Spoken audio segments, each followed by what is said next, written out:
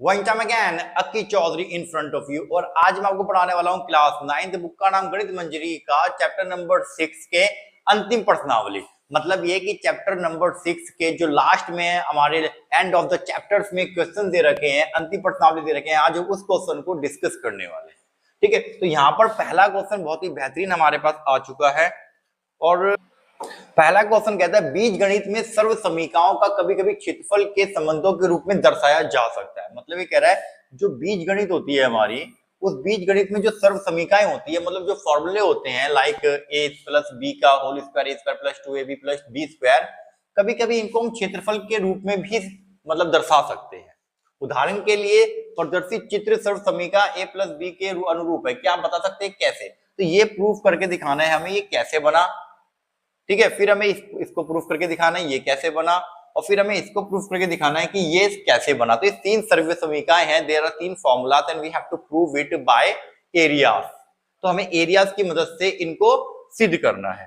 ठीक है, तो 1 2 एंड 3 तो इनको प्रूफ करना है। सबसे पहले तो देखेंगे यहाँ पे, मान लो मेरे पास एक स्क्वायर है।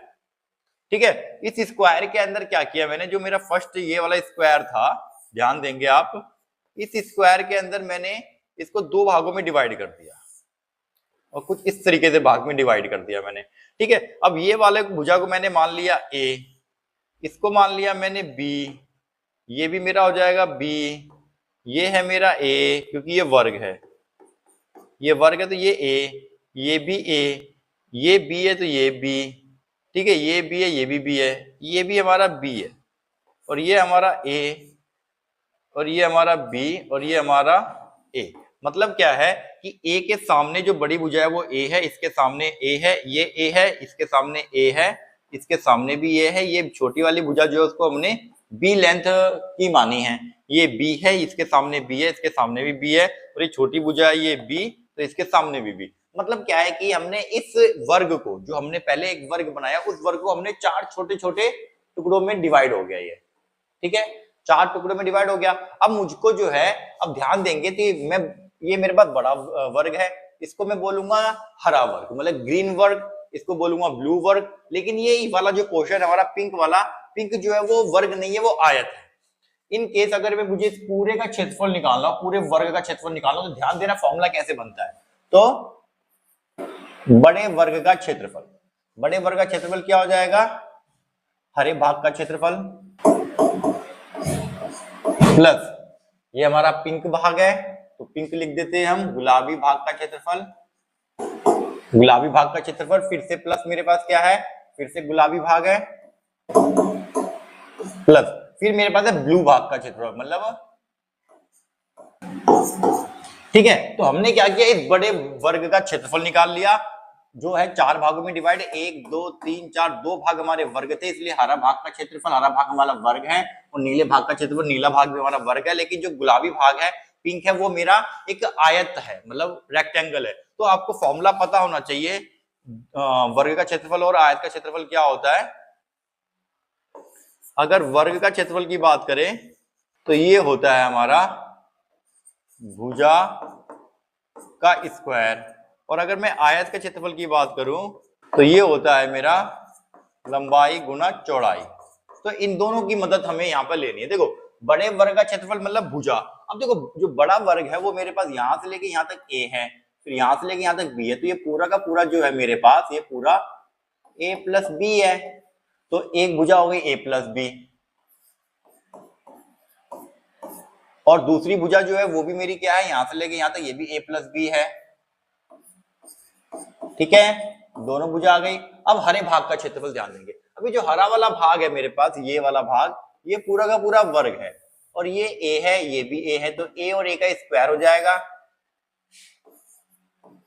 प्लस, फिर आता है मेरा गुलाबी भाग। गुलाबी भाग मेरा ये है, ये मेरा a है, ये a है, और ये b है, मतलब ये b है। तो लंबाई गुना चौड़ाई, लंबाई a है, चौड़ाई b है, तो लंबाई गुना चौड़ाई हो जाएगी हमारी ab प्लस, फिर से मतलब हमारे पास गुलाबी भाग है, गुलाबी भाग फिर से हमारे पास ये b है और ये a है, लंबाई गुना चौड़ाई मतलब ab प्लस, फिर नीले भाग का क्षेत्रफल। नीला जो भाग है वो मेरा वर्ग है, ये b है, ये भी b है, मतलब ये b सारे के सारी भुजाएं बी है, तो हमारे पास क्या हो जाएगी, भुजा का स्क्वायर मतलब बी का स्क्वायर। अगर आप इसको थोड़ा सा सॉल्व कर दो तो ए स्क्वायर ए बी हमारा हो जाएगा 2ab प्लस में बी का स्क्वायर, और यहाँ पर मेरे पास दोनों सेम है तो इसलिए मैं इसका होल स्क्वायर कर दूंगा, तो ये बन गया हमारा सर्वसमीका। ठीक है, तो सर्वसमीका क्या है, a प्लस बी का whole square equal to A square plus 2ab plus B square. यही हम बचपन से याद करते आए हैं, पहली बार आपने 6th क्लास में इसको यूज किया होगा, हो सकता है आपने इसको 6 से पहले भी यूज किया हो। तो इसको इस प्रकार से प्रूफ करते हैं। तो इसको प्रूफ करने के लिए हम हमेशा क्षेत्रफल का ही सहारा लेते हैं। ठीक है, तो इसका ओरिजिन के क्या है आपको समझ में आ गया होगा, इसका मूल बिंदु क्या है आपको समझ में आ गया होगा। अब मेरे पास नेक्स्ट है, नेक्स्ट में ध्यान देंगे, अब हम प्रूफ करेंगे a plus B A minus B equal to A square minus B square. इस फॉर्मूले का यूज भी आपने बहुत बार किया होगा। तो अब हम इसको प्रूफ करने वाले हैं कि ए स्क्वायर मतलब ए प्लस बी और ए माइनस बी क्यों ए स्क्वायर माइनस बी स्क्वायर होता है। ठीक है, अब देखो ए, ये पूरा मेरा ए है, ये भी मेरा ए है, ये भी ए है और ये भी ए है। इसमें से मैं एक छोटे से वर्ग को काट लेता हूं। अब ध्यान देना, ये पूरा मेरा ए था, मैंने इसके अंदर से ये वाला पार्ट को मान लिया बी, और ये भी मेरा वर्ग है। अब ध्यान देना, अब देखो इसको हम उल्टा लिखते हैं, a square minus B square equal to a plus b और ए माइनस बी। इसको अच्छी तरह ध्यान देना बच्चा को। अब देखो, अगर मैंने इस पूरे बड़े वर्ग में से इस पूरे वर्ग को माइनस कर दिया, मतलब रेड लाल वर्ग का क्षेत्रफल माइनस में पीले वर्ग का क्षेत्रफल जो है वो क्या हो जाएगा, मेरा लाल रंग का क्षेत्रफल तो हो गया मेरा ए का स्क्वायर। अब इसमें से मुझे पीला वाला पार्ट को हटाना है, मतलब माइनस करना है। अगर मैं पीले पार्ट को माइनस करूंगा तो माइनस हो जाएगा बी का स्क्वायर। ठीक है, तो हमारे पास ये आ चुका है। ठीक है, हमारे पास ये आ चुका है। अब मुझे इसके इक्वल टू में इसको प्रूफ करना है। अब यहां पर अगर ध्यान दो, मैं इस रेड वाले पार्ट को, ये वाला येलो पार्ट मेरे पास नहीं है क्योंकि मैंने इसको माइनस कर दिया, ध्यान देना भाई। ठीक है, मेरे पास जो येलो पार्ट है अब ये नहीं है, मैंने इसको माइनस कर दिया है। अब दिमाग में सोच लो कि मैंने माइनस कर दिया। अब मैंने क्या किया,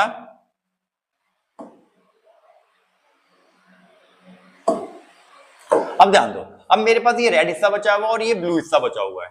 ठीक है, ये रेड हिस्सा बचा हुआ है और ये ब्लू हिस्सा बचा हुआ है। अब मैंने इस रेड पोर्शन को भी, ये जो मेरा ब्लू हिस्सा है, इसको मैंने उठा के मैंने यहां रख दिया। अब मेरे पास क्या है, मेरे पास ये रेड हिस्सा बचा, ये हिस्सा मेरा माइनस हो चुका है क्योंकि ये बी है, ये बी वाला हिस्सा जो है मेरा माइनस हो चुका है। मैंने बी वाले हिस्से को माइनस कर दिया है बच्चे। अब मेरे पास देखो, मेरे पास ये पूरा का पूरा हिस्सा है, जो ये वाला बी था ये उठ के यहां पर आ गया, तो ये मेरा बी है, ये भी मेरा बी है और ये भी मेरा बी है। ठीक है, अब मेरे पास ध्यान देंगे तो जो ये वाला हिस्सा था ये मेरा था बी। अब ये हिस्से को, इस हिस्से को मैंने उठा के मैंने यहाँ पे पुट कर दिया, तो ये पूरा हिस्सा जो है मेरा बचा हुआ है a माइनस बी। ध्यान देंगे आप, ये पूरा का पूरा कितना बच गया, ये पूरा यहां से लेके यहां तक a था। अब मेरे पास बच गया ये b माइनस होने के बाद ये यहां से लेके यहां तक b a माइनस बी बच गया, क्योंकि इस पूरे a में से मैंने b को माइनस कर दिया, उस b को उठा के मैंने यहाँ पे रख दिया है। तो अब ये जो बन गया मेरे पास, अब ये वाला जो फिगर है ये पूरा एक आयत बन गई। क्या बन गई, ये फिगर मेरे पास आयत बन चुकी है। ठीक है, अब आयत का क्षेत्रफल मेरा क्या होता है, आयत का क्षेत्रफल होता है, अब यहां पर ध्यान दो, जो इसकी लंबाई है वो यहां से लेके यहां तक, पहले में a थी, फिर यहां से उठ के b वाला हिस्सा जो था वो यहां पर आ गया, तो ये यहां से लेके यहां तक कितना हो गया, a प्लस बी हो गया। अब ये मेरे पास a प्लस बी है, और जो दूसरा हिस्सा है मेरे पास ये वाला हिस्सा, ये जो है पहले यहां से लेके यहां तक a था, b माइनस हो गया, तो ये हिस्सा बच गया, ये हिस्सा है मेरा a माइनस बी, तो a माइनस बी बच गया। तो इस प्रकार से जो यहां से मतलब वर्ग उठ के इधर आया, उसने इसकी b को बढ़ा दिया और यहाँ पे b को कम कर दिया। ठीक है, तो ये मेरा लंबाई हो गई a प्लस बी और चौड़ाई होगी a माइनस बी। तो इस प्रकार से हमारा ये फॉर्मूला भी होता है प्रूफ। ठीक है, तो इस तरीके से हम इसको सॉल्व करते हैं। ठीक है, तो आपने दो फॉर्मूले प्रूफ होते हुए देख लिए, अब हम करेंगे थर्ड फॉर्मूले को प्रूफ। अब ये हमारा है थर्ड फिगर। अब इसके अंदर हम प्रूफ करेंगे इस फॉर्मूले को, a प्लस बी प्लस सी का होल स्क्वायर, a का स्क्वायर प्लस b का स्क्वायर प्लस c का square plus 2ab plus 2bc plus 2ca। हमें इसको प्रूफ करना है। इसको प्रूफ करने के लिए पहले मैं आपको एक रफली समझा देता हूं कि मेरे पास एक वर्ग है, ठीक है, ये पूरी की पूरी इसको मैंने 3 भागों में डिवाइड किया, 3 वर्ग में डिवाइड किया, 1 2, छोटे बड़े हो सकते हैं, कोई समस्या नहीं, बस हमें वर्ग बनाने हैं। 1 2, अगर आप ध्यान से देखो तो ये मेरे पास वर्ग है, ये भी मेरे पास वर्ग है, और ये भी मेरे पास वर्ग है, और बाकी मेरे पास आयत है, आयत, ये भी आयत है,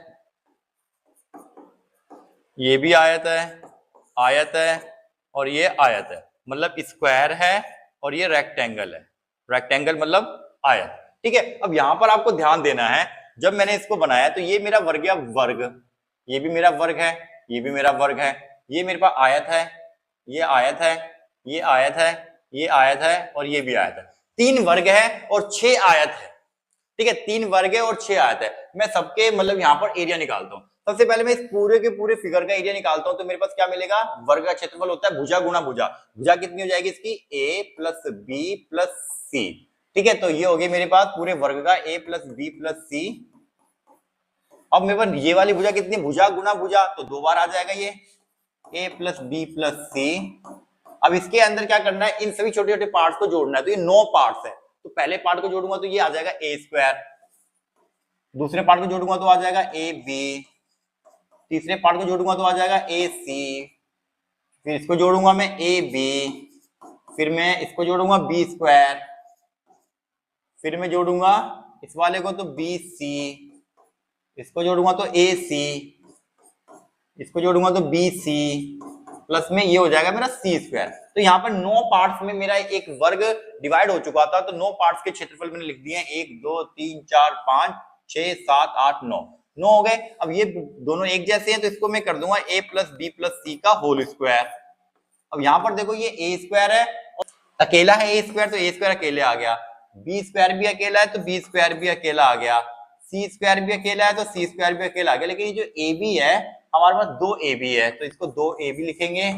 फिर हमारे पास bc है, bc भी 2 बार है, फिर हम 2 bc लिखेंगे, और हमारे पास ac है, ac भी 2 बार है, 2 ac लिखेंगे।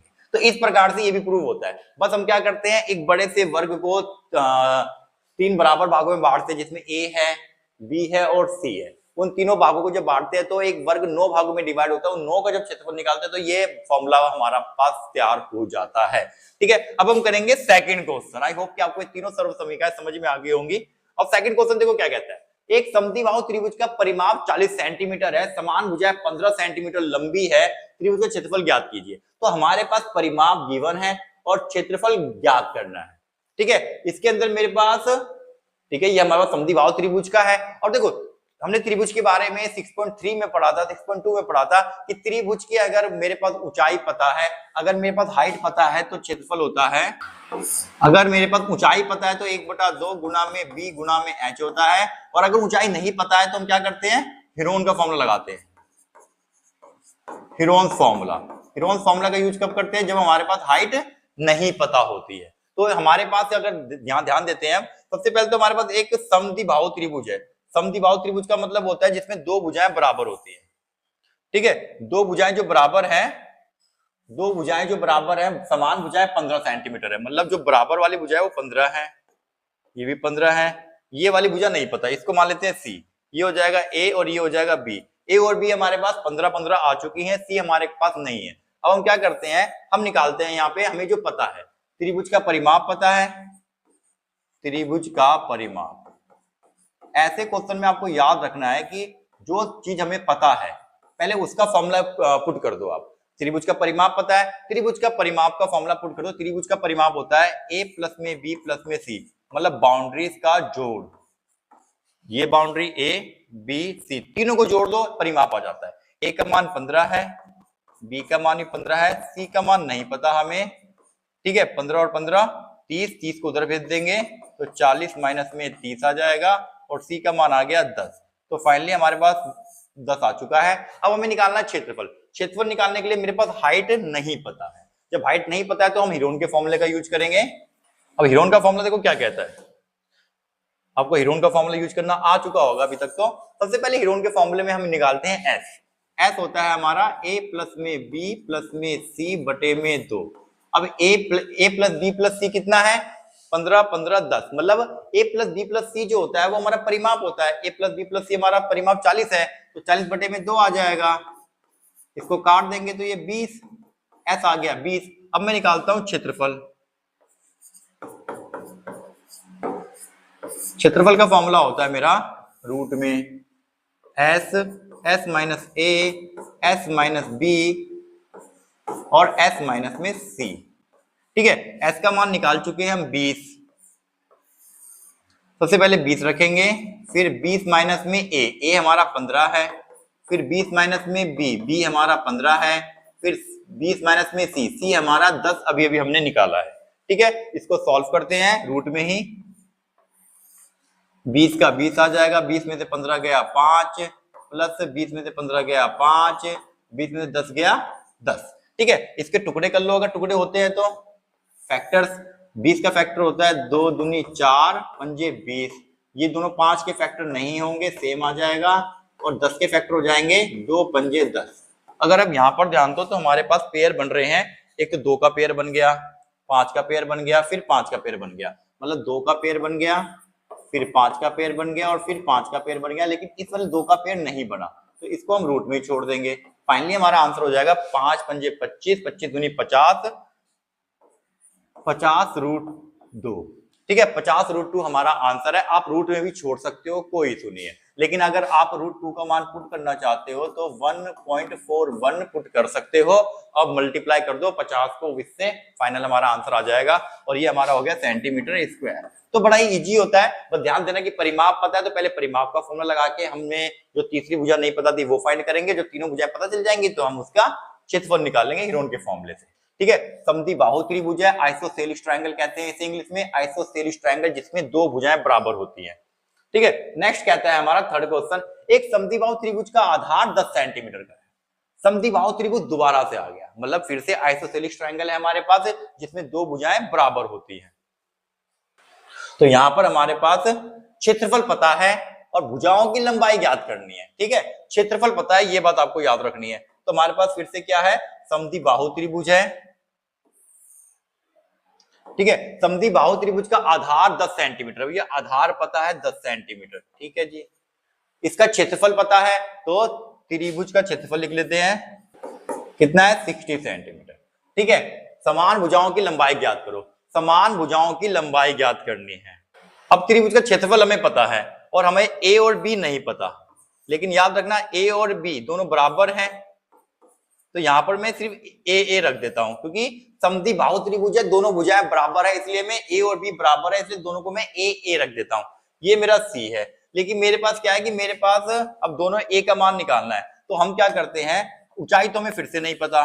जब ऊंचाई नहीं पता है, हमें क्षेत्रफल पता है, तो क्षेत्रफल का फॉर्मूला हमारा जो होता है हीरोन का फॉर्मूला, उसको यूज करके हम इसके अंदर ए का मान निकालेंगे। तो हीरोन के फॉर्मूले के लिए हम क्या करते हैं, सबसे पहले हमें जरूरत पड़ती है एस की। तो एस होता है हमारा a प्लस में 10। ठीक है, तीनों साइडों को जोड़ दिया बटे में 2, और ये मेरा आ जाएगा s 2a प्लस में 10 बटे में 2। अब यहां पर मेरे पास a साथ में चलेगा भाई, क्योंकि a का मान निकालना है। दोनों में से 2 कॉमन ले लिया, a अकेला हो गया, 10 में से 2 कॉमन हुआ तो 5 बच गया, 2 पंजे 10 बटे में 2, 2 से 2 कट गया, और ये मेरा s आ गया। कंफ्यूज नहीं होना बच्चे इस सवाल में, बड़ा अच्छा सवाल है ये, क्योंकि s इस बार मेरे पास a प्लस 5 आया है। और आपको ये सवाल सॉल्व करना आना चाहिए कि कैसे सॉल्व करते हैं इसको। ठीक है, अब यहां पर देखो हमें क्षेत्रफल पता है, होता क्या त्रिभुज का क्षेत्रफल, त्रिभुज का क्षेत्रफल होता है s minus a, s minus b और s माइनस में c। ठीक है, अब यहाँ पे जो क्षेत्रफल है वो मेरा 60 वर्ग सेंटीमीटर है, तो यहाँ पे 60 पुट कर देते हैं। और यहाँ पर s का मान देखो, s का मान a प्लस 5 है, तो s की जगह पे सबसे पहले हम a प्लस 5 रखेंगे। ठीक है, फिर दूसरा s माइनस में a है, तो s का फॉर्मूला है मेरे पास a प्लस में b, और a का मान कितना है, a का मान तो मेरे पास नहीं है, मेरे पास a का मान, तो a मेरे पास माइनस में है, और फिर b है, तो पहले s है मेरा a प्लस 5, b माइनस करना है, b तो मेरे पास a था ना भाई, b मेरे पास a था, तो 2 बार a आएगा इसमें, तो b माइनस हो रहा है तो a माइनस हो जाएगा। अब फिर मेरे पास फिर से एस है मेरा a प्लस बी। अब c हमारा कितना है, c हमारा 10 है, तो यहाँ पे सिर्फ 10 माइनस करेंगे हम, c का मान पुट करेंगे। ठीक है, ये 60 है, स्क्वायर ये जो रूट होता है वो यहाँ पर आगे स्क्वायर बन जाता है, तो इसके ऊपर स्क्वायर चढ़ा दो भाई। ठीक है, जो रूट होता है, रूट जब अपनी जगह चेंज करता है और दूसरी तरफ जाता है तो वो स्क्वायर बन जाता है। अब यहाँ पर मेरे पास बच गया a प्लस 5 और यहाँ से a से a कट गया, बच गया मेरे पास 5। यहाँ पर भी a से a कट गया, बच गया मेरे पास 5। यहाँ पर नहीं कट रहा है तो a 10 में से 5 गया, माइनस का 5। ठीक है, ये हो गया मेरे पास 60 का स्क्वायर, मतलब कितना हो जाएगा 3600। 6 डबल जीरो लगा देंगे हम यहाँ पे। अब ये प्लस में है, ये माइनस में है, तो ये हो जाएगा a का स्क्वायर माइनस में b का स्क्वायर। कोई दिक्कत? ये दोनों का फॉर्मूला बन गया ना, एक प्लस में एक माइनस में, तो a का स्क्वायर माइनस b का स्क्वायर। बाहर बच गया 5 और 5, ये हो जाएगा 25। अब इस 25 को मैं ले आऊंगा 3600 के पास। यहां पर मेरा a स्क्वायर माइनस का 25 बच जाएगा। ठीक है, इसको काटेंगे, 25 से कम 25, 11 बचे, 11 गया जीरो के पास 110 हो गया, 25 चौके बच गया हमारे पास 10, 10 गया फिर से 25 चौके, तो मेरे पास a स्क्वायर इक्वल टू 144 आ गया बच्चे। अब ये 25 जो था वो वहां जाके प्लस हो जाएगा, तो इसको मैंने प्लस कर दिया। अब यहां पर आप ध्यान दोगे तो a स्क्वायर जो है मेरे पास ये आ गया 169। इन दोनों को ऐड कर देंगे, 140 प्लस में 25 होता है 169। अब मैं a को यही रखूंगा और ये चला जाएगा रूट में 169 और रूट से बाहर आ जाएगा मेरे पास 13। ठीक है, तो a का मान निकाल लिया। तो समान भुजाएं जो हमारी आई हैं वो कितनी आई है a, मतलब भुजाओं की लंबाई ज्ञात, तो समान भुजाओं की लंबाई ज्ञात करनी थी। समान भुजाएं हमारे पास a थी, a का मान 13 सेंटीमीटर आ गया, यही हमारा फाइनल आंसर है। ठीक है, तो इसको अच्छी तरह से थोड़ा प्रैक्टिस करो, आपको ये अच्छी तरह समझ में आ जाएगा। बहुत इंपॉर्टेंट क्वेश्चन है ये, क्योंकि पेपर में कोई सिंपल क्वेश्चन तो आना नहीं है बच्चे, तो कुछ इस तरीके से टेढ़े मेढ़े क्वेश्चन आते रहते हैं। अब आता है हमारे पास फोर्थ कहता है एक समकोण त्रिभुज का क्षेत्रफल 54 वर्ग सेंटीमीटर है, इसकी एक भुजा की लंबाई 12 सेंटीमीटर है, इसका परिमाप ज्ञात कीजिए। तो परिमाप ज्ञात करना है और मेरे पास एक समकोण त्रिभुज है बच्चे इस बार। ठीक है, समकोण त्रिभुज मतलब राइट एंगल ट्राइंगल, जिसमें एक को 90 डिग्री का होता है। ठीक है, ये 90 डिग्री का हमने बना लिया। इसका क्षेत्रफल पता है 54 सेंटीमीटर है, इसकी एक भुजा की लंबाई 12 है, 12 इसको मान लेते हैं हम। ठीक है, इसको मान लेते हैं a, इसे मान लेते हैं b, नहीं इसे b मानते हैं और इसे c मान लेते हैं। ठीक है, अब देखो इसकी एक भुजा की लंबाई पता है, इसका परिमाप निकालना है। परिमाप निकालने के लिए क्या फॉर्मूला होता है, a प्लस बी प्लस सी, तो हमें a प्लस बी प्लस सी निकालना, लेकिन मेरे पास सिर्फ a की भुजा पता है b, मेरे पास a और c नहीं पता, तो पहले a का पता करेंगे, फिर उसकी मदद से हम c का पता करेंगे, फिर हम a प्लस बी प्लस सी मतलब परिमाप निकालेंगे। तो ध्यान देना यहाँ पर आपको अच्छी तरह से। सबसे पहले देखो भाई, ये मेरे पास जो है ना 90 डिग्री का कोण है, ये होता है मेरा आधार और ये होता है मेरा ऊंचाई। तो इसमें तो ऊंचाई मुझे पता है, ऊंचाई पता है a है, तो इसके अंदर मैं दूसरा फॉर्मूला लगाऊंगा, मतलब त्रिभुज का क्षेत्रफल। त्रिभुज क्षेत्रफल कितना है भैया मेरा 54 सेंटीमीटर है, 54 वर्ग सेंटीमीटर है। अब ये होता क्या है, इंटू में b इंटू में h होता है, 1/2 आधार गुणा में ऊंचाई होता है, तो ये इसके बराबर हो जाएगा। अब ध्यान से देखो तो मेरे पास आधार तो पता है भैया 12 है, पर ऊंचाई नहीं पता है, तो कोई नहीं ऊंचाई निकाल लेंगे अब इसकी मदद से। 2 से कट गया 6, h को यहीं रखेंगे, 54/6 आ जाएगा, 6 × 54, तो h आ गया हमारे पास 9, और ये h जो है मेरे पास a है। ठीक है, a की वैल्यू आ चुकी है मेरे पास 9 बाई, b वैल्यू पता थी, c निकालना है। अब सोचो, अब मेरे पास दो भुजाएं जब मुझे पता है और तीसरी भुजा निकालना हो तो मैं पाइथागोरस लगा सकता हूं, तो मैं अब यूज करूंगा पाइथागोरस। तो पाइथागोरस का फॉर्मूला लगा के हम तीसरी भुजा को निकालेंगे। ठीक है, तो पाइथागोरस क्या होता है, कर्ण का स्क्वायर, याद कर लो बच्चे हमेशा के लिए, इक्वल टू आधार का स्क्वायर प्लस में लंब का स्क्वायर। लंब जो होता है वो हमारा ऊंचाई होती है, तो ये हमारी लंब है, ये आधार है, ये कर्ण है। ठीक है, तो कर्ण का स्क्वायर हो गया c का स्क्वायर, क्योंकि ये कर्ण c है। आधार हो गया मेरे पास 12 का स्क्वायर, प्लस में लंब हो गया मेरे पास 9 का स्क्वायर, क्योंकि ये मेरे पास 9 आया है ना। ये अभी हमने निकाला ऊंचाई, ऊंचाई जो थी हमारी 9 थी, ऊंचाई हमारी लंब होती है, तो ये 9 का स्क्वायर। c का स्क्वायर 144 प्लस में ये हो जाएगा 81, c का स्क्वायर, इसको ऐड करेंगे तो आ जाएगा 225, और c का स्क्वायर जो है वहां जाके रूट बन जाएगा। और 225 का वर्ग क्या होता है भैया? 15 होता है, मतलब वर्ग रूट। तो ये 225 मतलब 15 का वर्ग 225 होता है, तो 15 बार आ गया। अब मुझे निकालना है त्रिभुज का परिमाप। क्या होता है? a प्लस में b प्लस में c। a का मान मेरे पास है 9 प्लस में 12 प्लस में c का मान 15 भी निकाला हमने, c तो निकाल लिया हमने। तीनों को जोड़ दो, तीनों को जोड़ दो, 12 और 9 21, 21 और 5 26, 26 और 36। तो ये हमारा 36 वर्ग सेंटीमीटर आ गया भाई। ठीक है, तो 36 आ गया। ठीक है, तो इसके अंदर भाई सिर्फ एक भुजा पता थी बच्चे। पहले एक भुजा की मदद से हमने उसका हाइट निकाली, मतलब क्षेत्रफल का फॉर्मूला पुट करके हमने ऊंचाई निकाल ली। फिर ऊंचाई के लिए दो भुजा पता चल जाती तो हम उसे पाइथागोरस लगा के तीसरी भुजा निकाल लेते हैं। तीसरी भुजा निकाल ली, इस प्रकार से हमारा क्वेश्चन हो चुका है समाप्त। अब हम करेंगे फिफ्थ क्वेश्चन। एक त्रिभुज की भुजाओं का अनुपात 2, 3, 4 है और इसका परिमाप 45 सेंटीमीटर है। इसका क्षेत्रफल ज्ञात कीजिए। तो मेरे पास भुजाओं जो है, मेरे पास एक ट्रायंगल है बच्चे। अब इस ट्रायंगल में मेरे पास जो भुजाओं का अनुपात है 2, 3, 4 है। तो याद रखना, जब भी अनुपात में आ जाए तो उसको x से गुणा कर देना। मान लेना ये 2x है, ये 3x है और ये 4x है। ठीक है, तो यहां पर लिख देते हैं, माना भुजा a होती है, b होती है और c होती है। भुजा मान लिया 2x, 3x और ये 4x। लेट कर लिया हमने a b c। ठीक है, तो ये मेरा हो गया 2x, ये हो गया 3x और ये हो गया 4x। इसका क्या पता है? परिमाप पता है। अब परिमाप क्या होता है? परिमाप मुझे 45 पता है भाई। तो ये हो जाएगा a प्लस में b प्लस में c इक्वल टू 45। a का मान 2x प्लस में 3x प्लस में 4x equal to 45। 4 3 7 7 2 9x equal to 45। x का मान आ गया 45 डिवाइड बाय 9, 9 पंजे 45। x का मान आ गया 5। ठीक है, x का मान आ गया। अब x का मान जब मेरे पास आ गया तो मुझे इसका क्षेत्रफल ज्ञात करना है ना। तो x का मान जब मेरे पास आ गया तो मैं ABC पहले पता करूंगा। a 2x है तो x को मैं 2 से गुना कर दूंगा, 10 आ जाएगा।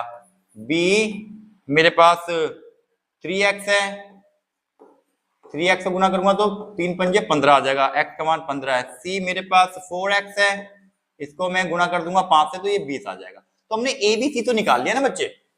अब मुझे क्या निकालना है? मुझे क्षेत्रफल निकालना है। और जाहिर सी बात है ऊंचाई मेरे पास फिर से नहीं है। जब मेरे पास ऊंचाई नहीं होगी तो मैं हेरोन का फॉर्मूला लगाऊंगा और मेरे पास s आ जाएगा। सबसे पहले निकालेंगे s होता है मेरे पास s। एक काम करते हैं, यहां निकाल लेते हैं। a प्लस में b प्लस में c बटे में 2। s का मान है मेरे पास 10 प्लस में 15 प्लस में 20 और ये मेरे पास आ जाएगा 30 और ये 45। 45 बटे में 2 मेरे पास, हम इसको डायरेक्ट ही मतलब जो है ना 45 बटे में 2 रखते हैं। तो मेरे पास मैं निकाल रहा हूं क्षेत्रफल s माइनस में a, s माइनस में b और s माइनस में c। ठीक है, s का मान कितना है? 45 divide by 2 minus 45 divide by 2 minus में क्या है? a है। a कितना है हमारा?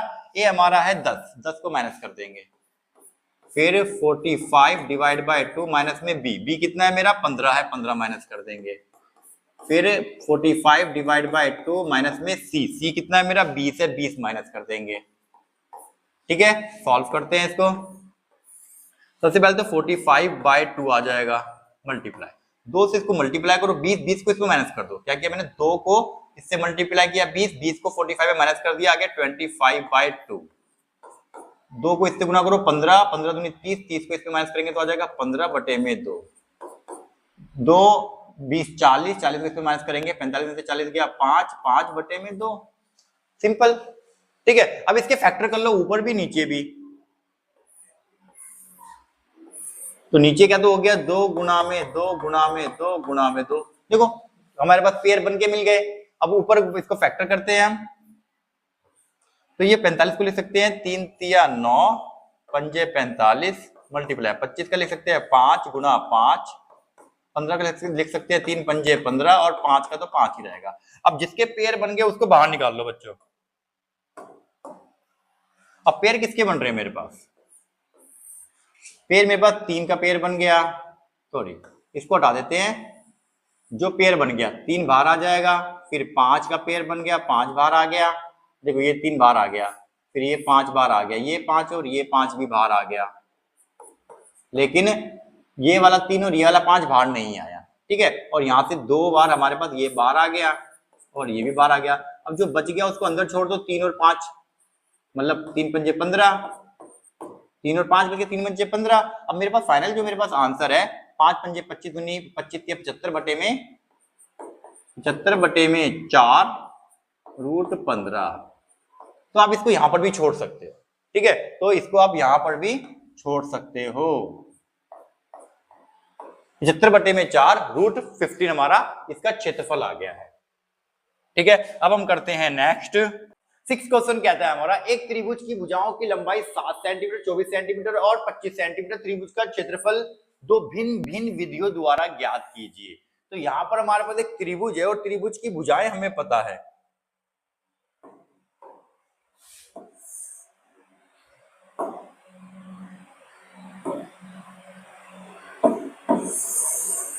ये हमारे पास त्रिभुज है और इस त्रिभुज की हमारे पास भुजाएं पता है। भुजा है इसकी 7 सेंटीमीटर, 24 सेंटीमीटर और 25 सेंटीमीटर। और सवाल ने कहा है इस सवाल को हमें दो भिन्न भिन्न विधियों से सॉल्व करना है, मतलब हमें इसको 2 मेथड से इसका क्षेत्रफल निकालना है। तो 2 मेथड से क्षेत्रफल निकालने के लिए हमारे पास 2 फॉर्मूले होते हैं। एक फॉर्मूला हमारा होता है हीरोन का सूत्र और एक फॉर्मूला होता है हमारे पास एरिया निकालने का, क्षेत्रफल निकालने का। त्रिभुज का क्षेत्रफल 1/2 गुणा में ऊंचाई गुणा में बेस गुणा मतलब आधार गुणा में ऊंचाई, ठीक है, 1/2 आधार गुणा में ऊंचाई। तो इसको यूज करेंगे हम, लेकिन सबसे पहले आपको समझना पड़ेगा कि पहले हम हीरोन का फॉर्मूला यूज करते हैं, उसके बाद सॉल्व करते हैं। तो हीरोन के फॉर्मूले के लिए ए मेरे पास है 7, बी है मेरे पास 24 और सी है मेरे पास 25, ठीक है। तो पहले सबसे पहले हम एस निकालेंगे। एस होता है मेरा ए प्लस में बी प्लस में सी बटे में 2। तो एस मेरा हो जाएगा 7, 24, 25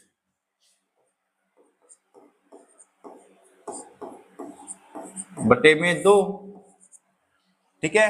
अब यहां पर मेरे पास एस आ जाएगा 49 और 56 बटे में 2। इसको हम डिवाइड कर देंगे तो आ जाएगा 28 और ये मेरा हो गया 28 सेंटीमीटर। अब मैं निकालूंगा क्षेत्रफल।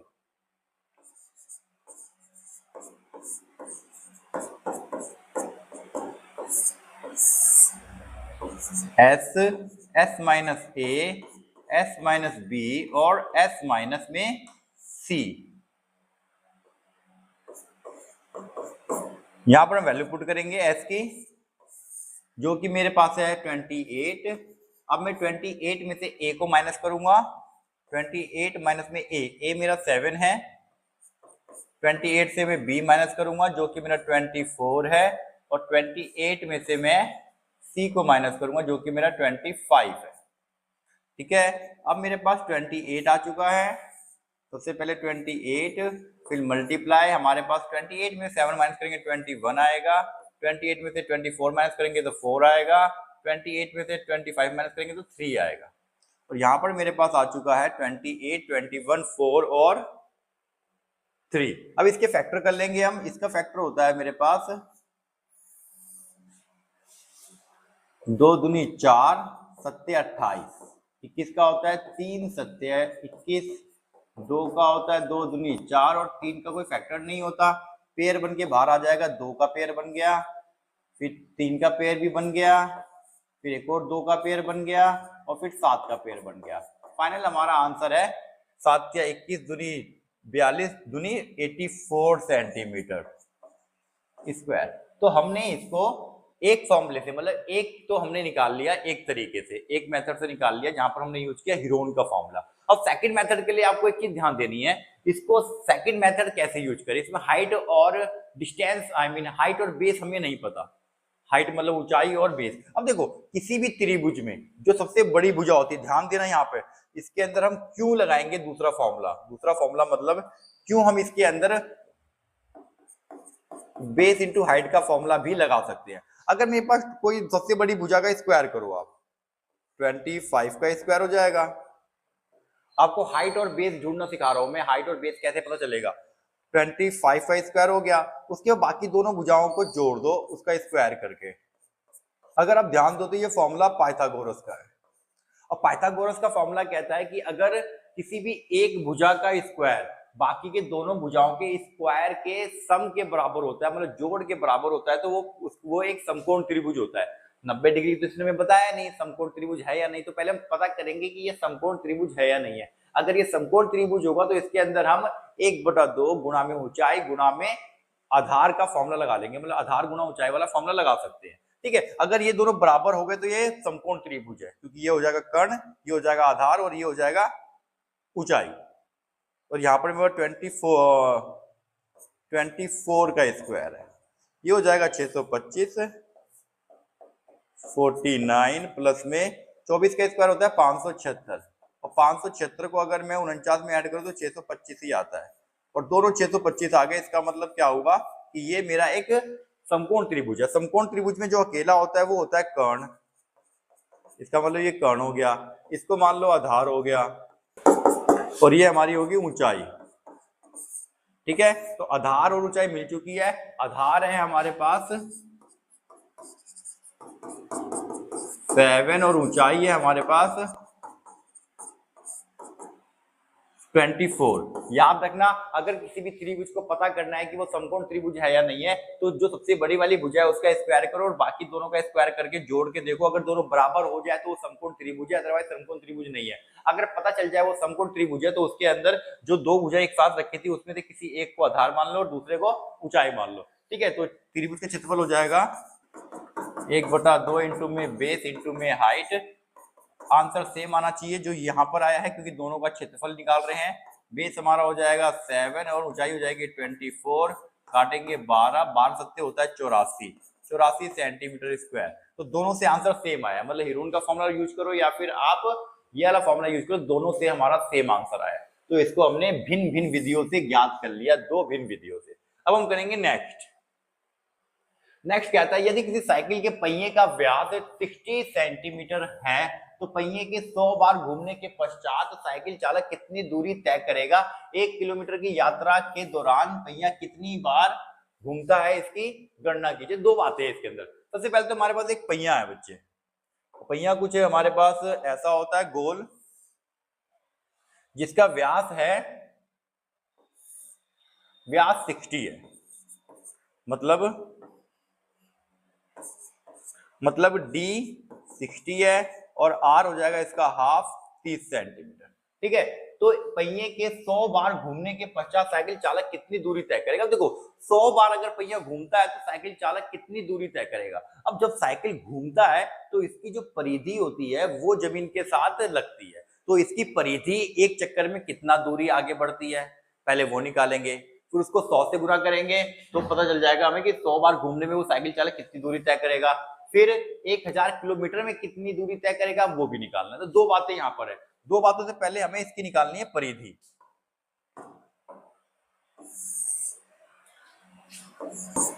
पहिए की परिधि होती है 2 पाई r, 2 मल्टीप्लाई पाई का मान और r का मान है 30। ये नहीं कट रहा है, ठीक है, तो इसको हम क्या करेंगे 2 तिया 6, 2 तिया 6, 6 को 6 दूनी 12 हासिल किया, 1 6 दूनी 12 और 1 13 बटे में 7।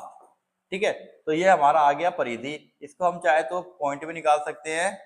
7 एकम 7, 6 इधर गया, 7 अट्ठे 56, फिर से 6 इधर गया, 7 अट्ठे 56, बच गया यहाँ पे 4, 4 के साथ 7 पंजे 35, यही छोड़ दो इसको। तो 88.5 सेंटीमीटर में है, तो इस सेंटीमीटर हमारी दूरी तय करेगी भाई। ठीक है, 88 मतलब एक चक्कर में पहिया 88.5 सेंटीमीटर दूरी आगे बढ़ जाएगी। ठीक है, सवाल ने पूछा है हमसे कि 100 बार घूमने के पश्चात साइकिल चालक कितनी दूरी तय करेगा। 100 बार घूमने पर तय दूरी। अब देखो एक बार घूमने पर इतने सेंटीमीटर वो कवर कर रही है, तो 100 बार घूमने पर कितने सेंटीमीटर कवर करेगी, तो 100 से गुणा कर देंगे हम इसको। 100 इंटू में 188.5 सेंटीमीटर था। ठीक है, तो ये हमारा हो जाएगा 88 188.5 पीछे डबल जीरो लगा दो, एक के बाद पॉइंट है, एक के बाद पॉइंट लगा दो, सेंटीमीटर में है ये, तो हमारा आ जाएगा 8850 सेंटीमीटर था। इसको मैं अगर 100 से डिवाइड कर दूं तो ये मीटर में आ जाएगा, मीटर में 100 से डिवाइड करूंगा तो दोबारा घूम फिर के 0 से 0 कर जाएगा, एक के बाद पॉइंट लग जाए, एक जीरो बच गया, एक के बाद पॉइंट लग जाएगी, घूम फिर के वापस हमारा वही आ जाएगा जो था, ये हो गया मीटर। ठीक है, तो एक चक्कर में 188.5 सेंटीमीटर घूमेगी और 100 चक्कर में 188.5 मीटर घूमेगी। याद रखना, एक चक्कर में सेंटीमीटर है और 100 चक्कर में मीटर है। अब सवाल ने पूछा है हमसे कि 1000 किलोमीटर की यात्रा के दौरान पहिया कितनी बार घूमता है, इसकी गणना कीजिए। अब 1000 बराबर है 1000 मीटर। ठीक है, 1000 मीटर, तो इसको मीटर में आंसर निकालते हैं पहले। तो मीटर में क्या होगा कि 1000 मीटर में कितनी बार पहिया घूमेगा, या हम इसको 1 किलोमीटर ही लिख देते हैं। 1 किलोमीटर में पहिए द्वारा लगाया गया चक्कर। अब यहां पर तो आ जाएगा टोटल डिस्टेंस, मतलब दूरी, नीचे आ जाएगा परिधि, पहिए की जो परिधि थी मतलब सरकमफ्रेंस। ठीक है, तो दूरी कितनी है हमारी भैया 1000 मीटर है और परिधि कितनी है 188 सेंटीमीटर है। अब हमें यहाँ पहिए की परिधि लिखनी है, तो यहाँ पहिए की परिधि मेरे पास सेंटीमीटर में है, ये बात आपको याद रखनी है।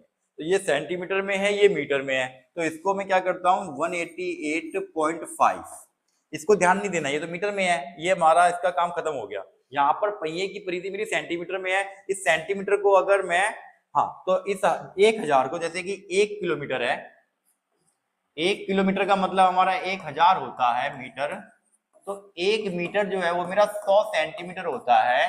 तो इसका मतलब एक किलोमीटर जो होगा मेरा, जो 1 किलोमीटर होगा वो 2 3 4 5 सेंटीमीटर होगा, मतलब इसके साथ 100 और गुना हो जाएगा सेंटीमीटर के लिए। ठीक है, एक एक्स्ट्रा मतलब 100 और गुना हो जाता है, 5 जीरो हो जाती है। जब किलोमीटर से हम मीटर में जाते हैं तो 3 जीरो होती है, जब किलोमीटर से सेंटीमीटर में जाते हैं तो 5 जीरो होती है। तो यहाँ पर एक पॉइंट लाने के लिए 1 जीरो और लगा दी मैंने। अब इसको मैं डिवाइड करता हूं तो मेरे पास आ जाएगा, इसको इससे डिवाइड करोगे तो आपका आ जाएगा 530.50 चक्कर, मतलब पहिए को 530.50, 50 का मतलब आप समझ सकते हो कि आधा, तो 530 तो पूरे चक्कर लगाने पड़ेंगे और 50 मतलब आधा चक्कर और लगाना पड़ेगा अगर उसको 1 किलोमीटर की दूरी तय करनी है। तो एक चक्कर में उसको इतनी दूरी तय करनी पड़ी और एक किलोमीटर के लिए उसको 530 चक्कर घूमने पड़ेंगे। ठीक है, तो इस प्रकार से हमारा क्वेश्चन होता है समाप्त। अब हम करेंगे 8 कहता है एक वृत्त के चतुर्थांश का क्षेत्रफल ज्ञात कीजिए जिसकी परिधि 66 सेंटीमीटर है। मतलब सरकमफ्रेंस मेरे पास 66 है, परिधि की मदद से मुझे चतुर्थांश का क्षेत्रफल निकालना है। ठीक है, तो बात वृत्त की हो रही है तो ये परिधि वृत्त की है बच्चे। ठीक है, वृत्त की परिधि है ये। तो हमारे पास सबसे पहले एक सर्कल है, इस सर्कल के अंदर हमारे पास इसकी परिधि पता है, वृत्त की परिधि, वृत्त की परिधि कितनी है 66 सेंटीमीटर है। हमें निकालना है चतुर्थांश का क्षेत्रफल, ये हमारा चतुर्थांश है। और चतुर्थांश मैंने आपको बताया था 360 को 4 भागों से डिवाइड कर दोगे तो आ जाएगा 90। ठीक है, तो ये 90 डिग्री का कोण है भाई। ठीक है, तो वृत्त की परिधि पता है और इसका क्षेत्रफल निकालना है चतुर्थांश का। चतुर्थांश हमारा एक तरह का त्रिज्यीय खंड है, त्रिज्यीय खंड का फॉर्मूला लगाएंगे, लेकिन पहले आर का पता चलना चाहिए। तो आर हम निकालेंगे इसकी मदद से, 2 पाई आर इक्वल टू 66, 2 इंटू में पाई का मान 22/7 इंटू में आर इक्वल टू 66, आर को अकेला छोड़ेंगे, 7 को उधर भेजेंगे, 66 इंटू में 7 जो ऊपर है वो नीचे आ जाएगा, कुछ ऐसे काट देंगे 3, फिर ये 11 से कट जाएगा, 11 दूनी 11 तिया, आर की वैल्यू आ गई 7 तिया 21/2। ठीक है, हमें तो निकालना है चतुर्थांश का क्षेत्रफल। किसका निकालना है? चतुर्थांश का क्षेत्रफल। तो हम निकालेंगे, चतुर्थांश का क्षेत्रफल होता है थीटा बटे में 360 इंटू में पाई आर स्क्वायर। ठीक है, तो थीटा का मान मेरे पास 90 है, 90 बटे में 360, 22/7, आर का मान है मेरे पास 21/2। तो इसको 2 बार लिखना है क्योंकि आर का स्क्वायर है, 21/2 गुणा में 21/2, ठीक है। 9 से कट गया, 9 चौक 36, 7 तिया 21, 2 से ये कट जाएगा 11, ठीक है। अब ये नहीं कट रहा है तो हमारे पास आ जाएगा 11 इंटू में 21 इंटू में 3 डिवाइड बाय 4 दूनी 8। इसको अगर मैं सॉल्व करता हूं तो मेरे पास आ जाएगा 11 तिया 33, 33 को 21 से मल्टीप्लाई करेंगे, 3 3 6 6 3 9 6, तो ये मेरे पास आ गया 693 डिवाइड बाय 8। अब मैं इसको डिवाइड करूंगा तो क्या आ जाएगा मेरे पास, इसको हम मिक्स फ्रैक्शन में निकालते हैं। मिक्स फ्रैक्शन मतलब 8 अठू अट्ठे 64, बच गया 5, 5 आगे हो गया 53। अब 53 8 के पाले में 8 पंजे 40, 8 छिक 48, 8 छिक 48, फिर से बच गया 5। अब 5 बच गया तो 5/8 कर दो भाई, जो बच गया वो बटे में आ जाएगा। तो ये हमारा क्या है, चतुर्थांश का क्षेत्रफल है जो कि सेंटीमीटर स्क्वायर में है, क्योंकि ये एरिया है। तो सबसे पहले हमने इसके अंदर त्रिज्या निकाली और त्रिज्या को हमने चतुर्थांश के फॉर्मूले में पुट किया। कोण याद रखना 90 डिग्री का होता है। आप चाहो तो 1/4 भी लिख सकते हो इस थीटा बटे में 360 की जगह पे 1/4 भी आ सकता है, क्योंकि 90 से कट के ये 1/4 ही बनता है, ठीक है। तो नेक्स्ट है हमारे पास 9th, एक कार के पहिए की भारी त्रिज्या 28 सेंटीमीटर, पहिए को एक पूर्ण घूर्ण के पश्चात कार कितनी दूरी तय करता है, ठीक है। सेम क्वेश्चन है, 1 किलोमीटर की यात्रा के दौरान पहिया कितनी बार घूमता है, इसकी गणना कीजिए। तो सेम क्वेश्चन है, ठीक है, बस इसके अंदर 100 सेंटीमीटर वाला कुछ रूल नहीं है, ठीक है। तो हमारे पास सबसे पहले एक सर्कल है बच्चे, इसकी त्रिज्या है हमारे पास 28, ठीक है। तो 1 किलोमीटर में पहिया कितनी बार घूमता है, क्या करेंगे, 1 किलोमीटर को हम डिवाइड कर देंगे कितने से, वृत्त की परिधि से, मतलब पहिए की परिधि से। तो पहले वृत्त की परिधि मतलब पहिए की परिधि निकाल लेते हैं हम। पहिए की परिधि क्या होती है, 2πr, ठीक है। तो 2π का मान हो गया 22/7 और r का मान हो गया 28, जो कि गिवन है। 7 चौक 28 और ये मेरा आ जाएगा 4 दूनी 8, 4 दूनी 8, 8 को 22 से गुना करेंगे, 8 दूनी 16, हासिल क्या है 8 दूनी 16 17 सेंटीमीटर, ठीक है। तो इसने कहा है कि 1000, ये सेंटीमीटर में आया है, ठीक है। तो 1 किलोमीटर की यात्रा में पहिए द्वारा कितनी बार घूमता है, 1 किलोमीटर में पहिए द्वारा लगाया गया चक्कर। तो पहिए द्वारा लगाया गया चक्कर कितना है बच्चे, तो क्या करेंगे, दूरी बटे में आ जाएगा मेरे पास परिधि, ठीक है। तो 1 किलोमीटर जो है वो सेंटीमीटर में होता है, 5 जीरो लगती है, याद कर लो, 50 सेंटीमीटर, ठीक है। 1 लाख सेंटीमीटर होता है, 1 किलोमीटर में कितने सेंटीमीटर होते हैं, 1 लाख सेंटीमीटर होते हैं। तो 1 लाख को ऊपर रखेंगे सेंटीमीटर में और परिधि आ जाएगी नीचे, परिधि है 176 सेंटीमीटर, 176 आ गया। अब आप इसको चक्कर में बताने हैं तो काटा पीटी करनी पड़ेगी। पहले 2 से काटते हैं, 2 अट्ठे 16, 2 अट्ठे 16, फिर 5 4 0, फिर 2 से काटते हैं 4 और ये आ जाएगा 25,000, फिर आ जाएगा 11, 2 से काटेंगे तो 22, ये आ जाएगा 12,500, आधा हो जाएगा, फिर आ जाएगा 11 और फिर आ जाएगा हमारे पास 6 2 5 625। अब 600 लास्ट मेरे पास जो आया है वो कुछ इस तरह से आ गया। अब इसको मैं मिक्स फ्रैक्शन में सॉल्व करने की कोशिश करते हैं। 11 पंजे 55, 62 में से 55 गया, बच गया 5 7, ये हो गया 75, 11 छिके 66, 66 बच गया हमारे पास 9, 9 चला गया जीरो के पास, 11 अट्ठे 88, बच गया 2 बटे में 11। तो ये हमारा आ गया चक्कर, मतलब 568 चक्कर तो वो पूरे करेगा और थोड़ा सा और आगे बढ़ेगा, मतलब आधे से थोड़ा कम, ठीक है, थोड़ा सा और चलेगा, मतलब 568 तो पूरे चक्कर कर रहा है, थोड़ा सा और आगे बढ़ जाएगा 1 लाख सेंटीमीटर पूरे करने में, मतलब 1 किलोमीटर की यात्रा करने में पहिए को इतने चक्कर लगाने पड़ेंगे, 568 तो कंफर्म है कि लगाने ही पड़ेंगे, ठीक है। अब हम करेंगे 10th क्वेश्चन, और 10th क्वेश्चन हमारा कहता है 2 आयतों का क्षेत्रफल परिमाप समान है, क्या इसका अर्थ यह है कि वे दोनों एक दूसरे के सर्वांगसम है। अब देखो सवाल ने कहा है, सॉल्व करने के लिए कुछ खास है नहीं इसके अंदर, इसमें हमें थोड़ी सी बातें बतानी है आपको। 2 आयतों का क्षेत्रफल समान है। अब देखो 2 आयत है मेरे पास,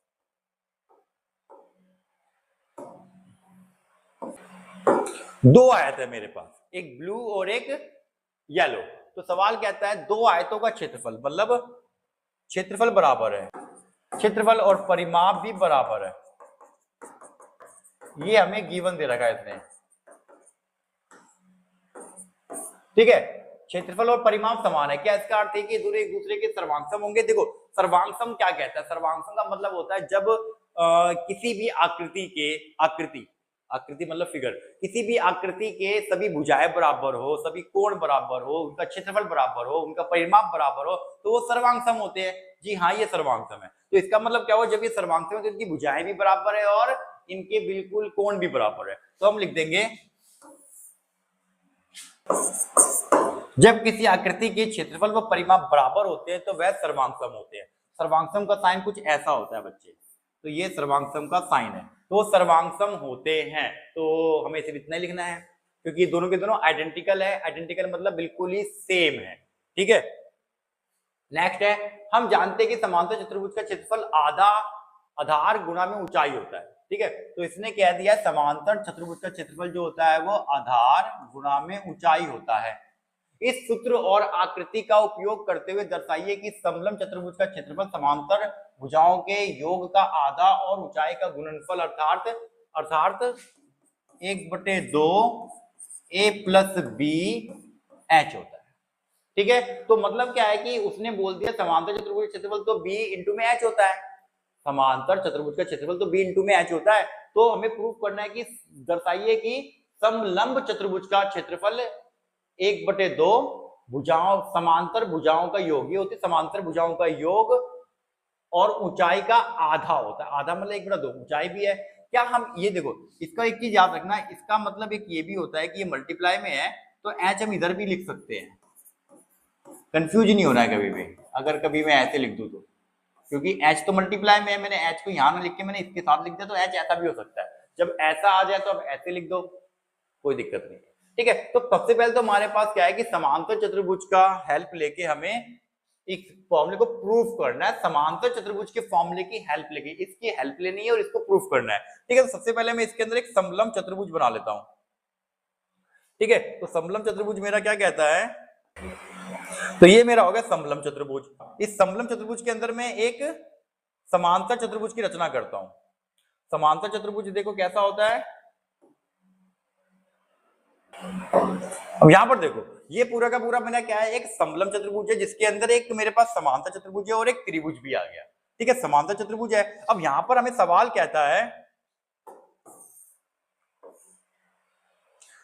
कहता है कि समलंब चतुर्भुज में, मैं बात कर रहा हूं समलंब चतुर्भुज की बात कर रहा हूं मैं। समलंब चतुर्भुज में जो ऊपर वाली भुजा होती है वो a होती है, जो नीचे वाली पूरी भुजा होती है वो b होती है। इसका मतलब ये अगर समांतर चतुर्भुज है तो इसके सामने वाली भुजा जो ये वाली है ये भी a हो जाएगी। अगर ये a है, यहां से लेके यहां तक b है और यहां से लेके यहां तक a है, ठीक है। अगर मैं इसको सिर्फ पता करना चाहूं तो क्या मुझे इस पूरे में से इस वाली भुजा को माइनस करना पड़ेगा, मतलब इस पूरे की पूरी भुजा में से मुझे समांतर चतुर्भुज की जो भुजा है उसको माइनस करनी पड़ेगी। तो ये आ जाएगा मेरे पास b माइनस में a। कोई दिक्कत? ये मेरी ऊंचाई है और ये भी मेरी ऊंचाई है जो सेम होगी दोनों, h और h, ठीक है। तो अब हम इसकी मदद से, ठीक है, समांतर चतुर्भुज की मदद से समलंब चतुर्भुज के फॉर्मूले को प्रूफ करते हैं। अभी देखो ये मेरी जो फिगर है दो भागों में डिवाइड हो गई है, एक समांतर चतुर्भुज में और एक त्रिभुज में। सबसे पहले मैं लिखता हूं समांतर चतुर्भुज का क्षेत्रफल क्या होता है। सवाल ने पहले बोल दिया कि भैया b गुणा में h होता है, लेकिन b मतलब क्या है, b मतलब आधार गुणा में ऊंचाई होता है, ठीक है। तो आधार मेरा क्या है, मेरा आधार तो भैया a है, समांतर चतुर्भुज की बात कर रहा हूं मैं। समांतर चतुर्भुज में मेरा आधार क्या है, a है, तो मैं रख दूंगा a मल्टीप्लाई ऊंचाई तो मेरे पास h है, तो मैं रख दूंगा h, जो कि मेरा आ गया ah, ठीक है, ah आ गया। अब मैं निकालूंगा त्रिभुज का क्षेत्रफल, इसको मान लेते हैं एक त्रिभुज का क्षेत्रफल। त्रिभुज का क्षेत्रफल होता है 1/2 गुणा में आधार गुणा में ऊंचाई, ठीक है। तो 1/2 आधार क्या है त्रिभुज का, देखो त्रिभुज का आधार मेरा b माइनस में a आया है, क्योंकि इस पूरे में से मैंने इस पूरे b में से यहां से लेके यहां तक b था, इसमें से a जब माइनस होगा तो बचेगा मेरे पास b माइनस में a। ठीक है, तो ये मेरे पास आधार आ गया b माइनस में a और ऊंचाई है मेरे पास h। ठीक है, तो ये इस प्रकार से आ गया। अब मैं क्या करता हूं, मैंने क्या कहा कि अगर मैं इस h को इसके साथ लिख दूं तो कोई दिक्कत थोड़ी ना होनी है, कुछ ऐसे। इसको मान लेते हैं समीकरण 2। अब ध्यान देना है आपको कि मैं समलंब का क्षेत्रफल निकाल रहा हूं, समांतर चतुर्भुज का क्षेत्रफल जमा त्रिभुज का क्षेत्रफल। अगर मुझे समलंब का निकालना है तो इसके अंदर मैं इस समांतर चतुर्भुज और इस त्रिभुज को जोड़ दूं तो पूरा समलंब बन जाएगा ना, तो इस दोनों को जोड़ना है मुझे। समलंब मतलब ट्रेपीजियम, इसको कहते हैं ट्रेपीजियम, समांतर चतुर्भुज को कहते हैं पैरेललोग्राम, ट्रायंगल त्रिभुज को ट्रायंगल कहते हैं। तो ट्रेपीजियम का जो क्षेत्रफल आएगा उसके अंदर मुझे समांतर चतुर्भुज का क्षेत्रफल और त्रिभुज का क्षेत्रफल को जोड़ना होगा। ठीक है, तो समांतर चतुर्भुज का जो क्षेत्रफल मेरे पास आया AH आया है, तो मैं लिख देता हूं AH प्लस में, और त्रिभुज का क्षेत्रफल आया है 1/2 H ब्रैकेट में B माइनस में A। अब यहां पर अगर ध्यान दो तो मेरे पास H कॉमन है। ठीक है, उससे पहले मैं क्या करूंगा, कॉमन लेने से पहले इसको इससे मल्टीप्लाई कर दूंगा, क्योंकि यहां पर 1 लगाएंगे, नीचे 1 लगा दो, इससे मल्टीप्लाई करो 2AH प्लस ये पूरा सेम है HB माइनस में A, और ये 2 जो था पूरे के बटे में आ जाएगा। मतलब मैंने क्या किया, इसको जैसे कि कई बार हम मैथ में सॉल्व करते हैं ना, कई बार हम ऐसे सॉल्व करते हैं ना मैथ में, 2 प्लस में 1/3 है तो क्या करते हैं, इसको इससे गुणा करते हैं, 3 दूनी 6 प्लस में 1/3 लिखते हैं। तो ऐसे ही इसको सॉल्व कर दिया हमने। ठीक है, तो 2AH, ऊपर से मेरे पास H कॉमन आ गया।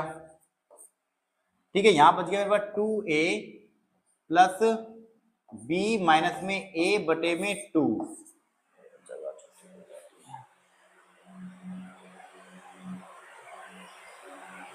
ठीक है, तो यहां पर मेरे पास आ जाएगा, अब 1/2 को मैं इधर रख देता हूं और H को इधर रख देता हूं, इस पूरे ब्रैकेट को मैं एक साथ रखता हूं, 2A में से एक A माइनस हो जाएगा तो A बचेगा प्लस का B बचेगा। ठीक है, तो मैंने H को रख दिया यहाँ पे, और 1/2 नीचे 2 था उसको मैंने बिल्कुल साइड में निकाल के 1/2 रख दिया साइड में, 1/2 H, और 2A में से एक A माइनस हो गया तो A बच गया, B का B हमारे पास है। आप चाहो तो इसको ऐसे लिख सकते हो, H प्रूफ। तो इस प्रकार से ये हमारा हो जाता है प्रूफ। हमने इस फॉर्मूले की मदद से, मतलब समांतर चतुर्भुज के क्षेत्रफल की मदद से ट्रेपीजियम का क्षेत्रफल निकाल लिया। ठीक है, तो इस प्रकार से इसको सॉल्व करना था। अब हम करेंगे 12th क्वेश्चन। अब हम करेंगे 12th क्वेश्चन। 12th क्वेश्चन कहता है हमारा, एक समलंब चतुर्भुज को 2 त्रिभुज में विभाजित करके दर्शाइए कि इनका समांतर भुजाओं का योग, ध्यान देना, समांतर भुजाओं का योग का आधा ऊंचाई का गुणनफल होता है, जैसा कि सूत्र में ऊपर दिखाया गया। मतलब अभी हमने प्रूफ किया था कि जो समलंब चतुर्भुज का क्षेत्रफल होता है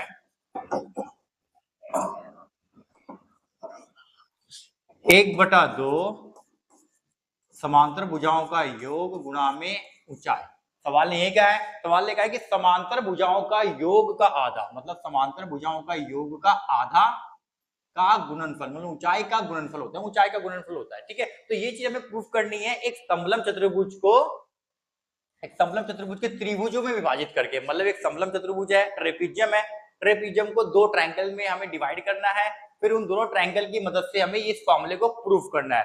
ठीक है, divide the trapezium into 2 triangles, 2 triangles में ट्रेपीजियम को डिवाइड करो, और its area is half of the sum of the parallel lines.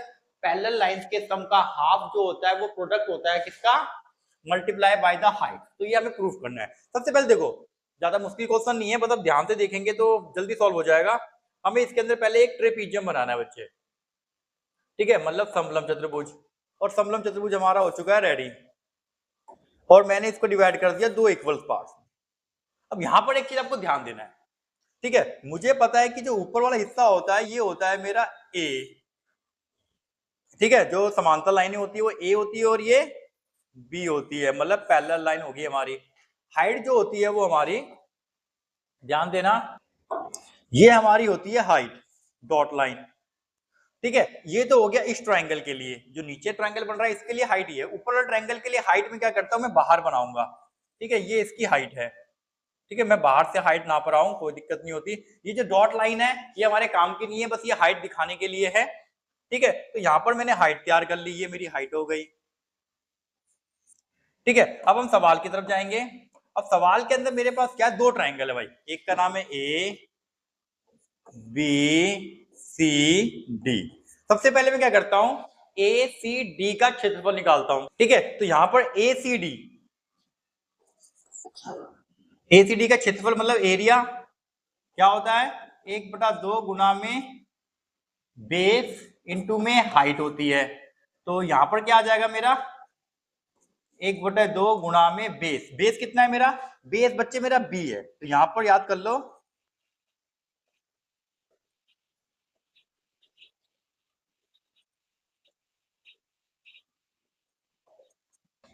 तो यहां पर मैंने लिख दिया है इस वाले ट्रायंगल के लिए ये हमारा बेस है, मतलब आधार, ये हमारी ऊंचाई है। और ऊपर ऊपर वाले ट्रायंगल के लिए बेस हमारा ए हो जाएगा। ध्यान देना, ये बेस हो जाएगी और ये हो जाएगी ऊंचाई। तो यहाँ पर बेस तो मेरा बी है और ऊंचाई मेरी एच है, तो ये सेम हो जाएंगे बी इंटू एच। ठीक है, अब मैं निकाल रहा हूं त्रिभुज ए बी सी का क्षेत्रफल। ये हो जाएगा 1/2। बेस क्या है इस बार बेस मेरे पास ए है और आधार ए है। ऊंचाई कितनी है, इस वाले ट्रायंगल की ऊंचाई मेरी बाहर से दिख रही है ए, जो कि अंदर आके ए ही बनती है, इसलिए मैंने बाहर दिखा दी है ए। इसको मान लेंगे 1, इसे मान लेंगे 2। ठीक है, अब देखो हमारे पास समीकरण 1 और 2 है। ठीक है, अगर मैं समीकरण, अब मेरे को निकालना है समलंब का चतुर्भुज, मतलब समलंब का क्षेत्रफल निकालना है। तो ट्रेपीजियम का क्षेत्रफल क्या हो जाएगा, समलंब का क्षेत्रफल हो जाएगा, मतलब त्रिभुज ए सी डी प्लस त्रिभुज ए बी सी, मतलब दोनों त्रिभुज को जोड़ दूंगा तो पूरा का पूरा समलंब बन जाएगा। तो यहां पर लिख देता हूं मैं area triangle A C D plus area triangle A B C. ठीक है, दोनों का एरिया, दोनों के क्षेत्रफल को मैं जोड़ दूंगा, ए सी डी और ए बी सी को, तो पूरा का पूरा समलंब बन जाएगा। अब देखो मैंने अभी भी फाइंड किया area of triangle ACD. ACD का क्षेत्रफल क्या निकाला, 1/2 बी एच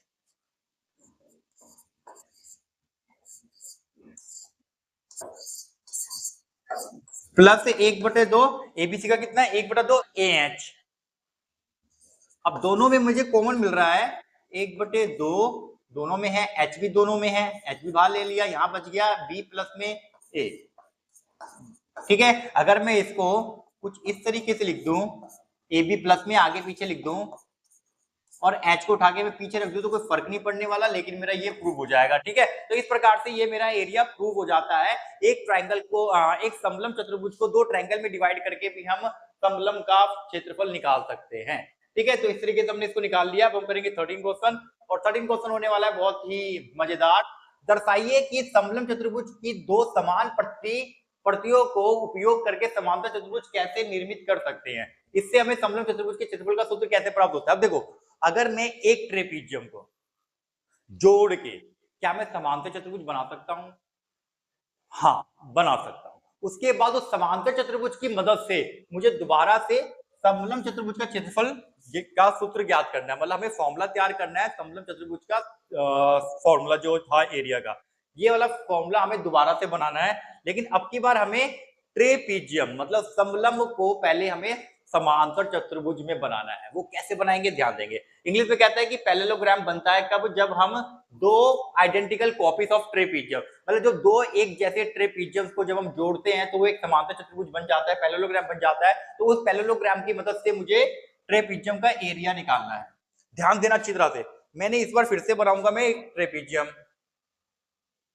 मतलब समलंब चतुर्भुज कुछ ऐसा। ठीक है, बना लिया। अब मैं इसके जैसा ही एक और बनाना है तो मैं इसकी कॉपी कर लेता हूं, और ये कॉपी हो चुकी है और ये दोबारा मेरे पास आ चुका है। इसको मैं घुमा देता हूं, कुछ इस प्रकार से मेरे पास आ चुका है ये। अब देखो, जब मैंने एक ही ट्रेपीजियम को, अब ध्यान दो, ये रेड वाला ट्रेपीजियम और ये येलो वाला ट्रेपीजियम दोनों सेम है। ठीक है, दोनों सेम है, बस हमने क्या किया, इस वाले ट्रेपीजियम को उल्टा करके यहां पे रख दिया तो ये एक पैरेललोग्राम बन गया। ठीक है, क्या बन गया, पैरेललोग्राम बन गया। इस हिसाब से ध्यान देंगे, ये हिस्सा जो था मेरा ए था और ये हिस्सा मेरा बी था। जब ये वाला हिस्सा उल्टा किया तो यहां पर आ गया बी और यहां पर ये हिस्सा आ गया ए। हाइट दोनों में सेम रहने वाली है, हाइट इसकी भी एच और इसकी भी एच, तो हाइट जो है वो सेम है, एच और ये एच। ठीक है, तो अब हमारे पास ये पूरा का पूरा जो है समांतर चतुर्भुज है और समांतर चतुर्भुज में ध्यान दो तो आधार हो जाएगा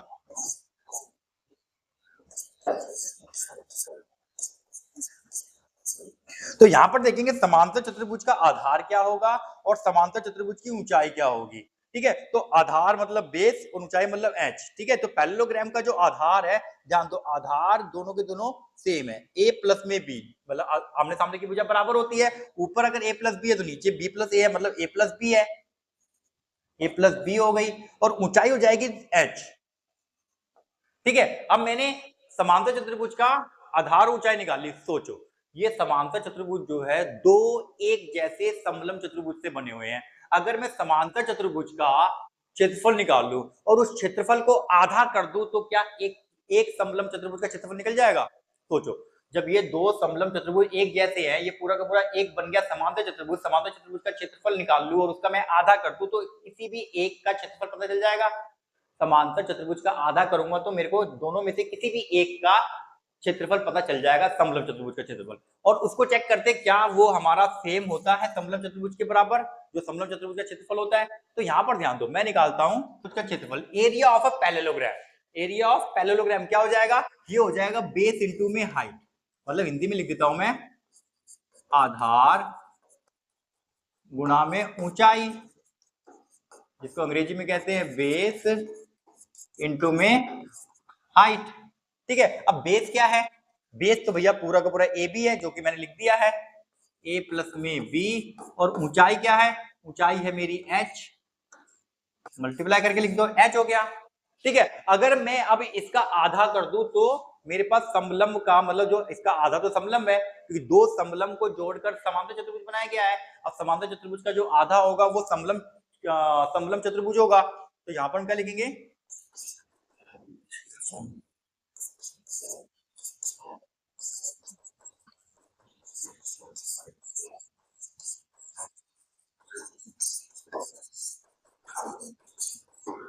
एक बटा दो समांतर चतुर्भुज का क्षेत्रफल, मतलब समांतर चतुर्भुज का क्षेत्रफल को मैं आधे से गुना कर दूं, मतलब आधा कर दूं तो वो समलंब चतुर्भुज का क्षेत्रफल बन जाएगा। ध्यान दो एक बटा दो आ गया, समांतर चतुर्भुज का क्षेत्रफल क्या आया है, सेम ए प्लस बी गुणा में एच। अब ध्यान दो क्या ये समलंब चतुर्भुज का क्षेत्रफल नहीं बन गया जो अभी हमने पीछे प्रूफ किया था, एक बटा दो ए प्लस बी इंटू में एच, ये तो हमने प्रूफ किया था।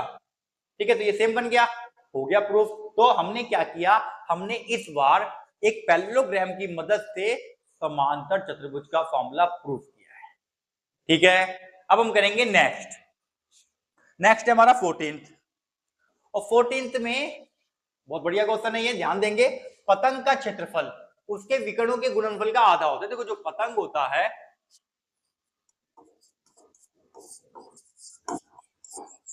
पतंग का क्षेत्रफल क्या कह रहा है सवाल, सवाल का उसके विकर्णों के गुणनफल का आधा, तो विकर्ण होते हैं D1 और D2,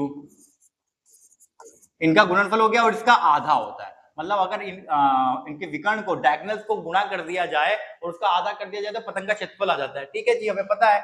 इन दोनों तरह से दर्शाइए। अब हमें इस फॉर्मूले को प्रूफ करना है बीज गणित का उपयोग करके और ज्यामिति का उपयोग करके। देखो बीज गणित का मतलब क्या होता है, अलजेब्रा, ए प्लस बी प्लस सी कुछ भी यूज करो और फॉर्मूला लेकर आओ। और दूसरा होता है ज्यामिति, ज्यामिति मतलब आप उसको रेक्टेंगल बनाओ, सर्कल बनाओ, कुछ भी बनाओ और प्रूफ करके दिखाओ। ठीक है, तो इंग्लिश में भी कुछ ऐसा, ये so the area of a kite is half of the product of its diagonal, diagonals के प्रोडक्ट का हाफ होता है एरिया ऑफ काइट, प्रूफ करना है। इसको मैं अलजेब्रा की मदद से करना है और ज्योमेट्री की मदद से करना है। ठीक है, तो यहां पर ध्यान देंगे, सबसे पहले तो मैं एक पतंग बना लेता हूं भाई। मान लो ये हमारा पतंग है, ठीक है, इसके डायगोनल बना लेता हूं।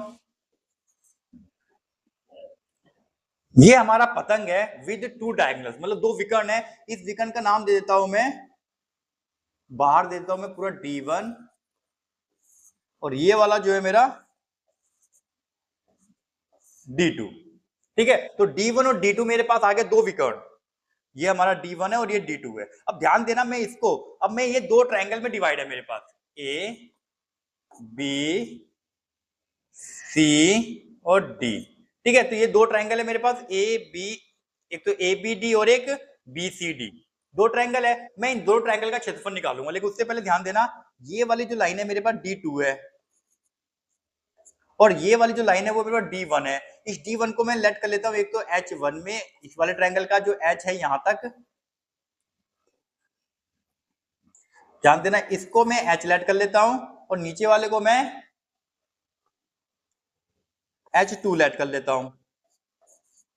ये पूरा का पूरा D1 है। जो D1 है, अगर मैं D1 को देखूं तो ये D1 मेरे दो भागों में टूट गया, येलो में और एक रेड में टूट गया। ये ऊपर वाला ट्रायंगल नीचे वाला ट्रायंगल में टूट गया, तो इसको मैं लिख देता हूं D1 जो है वो मेरे पास H1 प्लस में H2 है।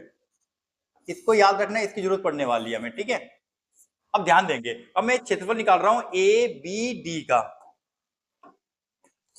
त्रिभुज ABD का क्षेत्रफल निकाल रहा हूं। तो एरिया ऑफ ABD क्या होता है, बेस इंटू में हाइट इंटू में बेस। बेस क्या है बच्चे, D2 है और हाइट क्या है इसकी, H1 है, जो कि फाइनली आ जाएगा मेरा 1/2 D2 H1।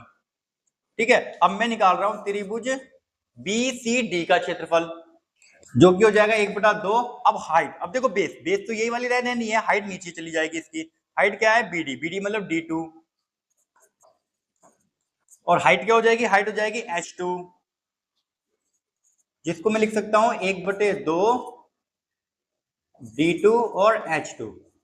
ठीक है, अब मुझे क्या करना है, मुझे तो बीजगणित की, ये हमारा बीजगणित का फॉर्मूला हो गया। अब बीजगणित की मदद से निकाल रहा था मैं इसको, फर्स्ट है हमारा बीजगणित की मदद से। अब मुझे क्या करना है, पतंग के क्षेत्रफल को प्रूफ करना है ये। ठीक है, तो पतंग का क्षेत्रफल निकालने के लिए क्या करना पड़ेगा, मुझे इन दोनों को जोड़ना पड़ेगा जो अभी हमने फाइंड किया है। पूरे पतंग का क्षेत्रफल निकालने के लिए मैं ऊपर वाले ट्रायंगल को नीचे वाले ट्रायंगल को जोड़ दूंगा। ठीक है, तो जोड़ने के बाद क्या मेरा ये आंसर आ सकता है, अभी चेक करेंगे हम, और ये निकाल रहे हैं हम बीजगणित का उपयोग करके। ठीक है, तो पतंग का क्षेत्रफल, एरिया ऑफ ट्राइंगल ABD, मतलब ABD का क्षेत्रफल प्लस में एरिया ऑफ ट्राइंगल BCD, दोनों को जोड़ेंगे। एरिया ऑफ ट्राइंगल ABD कितना है, 1/2 D2 H1, 1/2 D2 H1 plus में इसका क्या आया, 1/2 D2 H2, 1/2 D2 H2। दोनों में कॉमन क्या मिला मुझे, 1/2 कॉमन मिला, D2 कॉमन मिल गया, ब्रैकेट में बच गया H1 प्लस में H2। ठीक है, H1 प्लस में H2, और H1 प्लस में H2 हमारा D1 के बराबर था, मैंने शुरुआत में बताया था। ये वाला H1 और ये H2 दोनों को जोड़ेंगे तो पूरी लाइन बनेगी जो कि हमारी D1 है। तो इसकी जगह पे मैं पुट कर दूंगा D1, D2 और ये D1, इसको मैं आगे पीछे कर देता हूं D1 D2, तो ये सेम आ जाएगा। ठीक है, तो ये हो गया प्रूफ, नो इशू। ठीक है, तो क्वेश्चन प्रूफ करने वाले जरूर है पर मुश्किल नहीं है। बस आपको क्या करना है, सभी क्वेश्चनों को दिमाग के अंदर सेट करना है कि मैंने क्या किया है। ठीक है, कब मुझे दो ट्राइंगल्स में डिवाइड करने हैं, कब मुझे ट्रेपीजियम में डिवाइड करना है, कब मुझे उसको पैरेललोग्राम के द्वारा प्रूफ करना है। तो ये बहुत अच्छा मेथड है आपके मैथमेटिक्स को इंप्रूव करने का। जब आप इस तरह के क्वेश्चंस को करते हो तो आपकी मैथमेटिक्स बहुत स्ट्रांग होती है। आप इनको करो, बढ़िया तरीके से प्रैक्टिस करो, नहीं समझ में आता है रिवाइज करके देखो। करेंगे नेक्स्ट, अब नेक्स्ट है ज्यामिति का प्रयोग करके हमें करना है। अब ज्यामिति का प्रयोग करके करना है मतलब सेम फॉर्मूले को दोबारा प्रूफ करना है, लेकिन इस बार हमें ज्योमेट्रिकल मेथड से करना है। हमें अभी तो हमने अलजेब्रिक मेथड से किया, अब हम ज्योमेट्रिकल मेथड से करेंगे।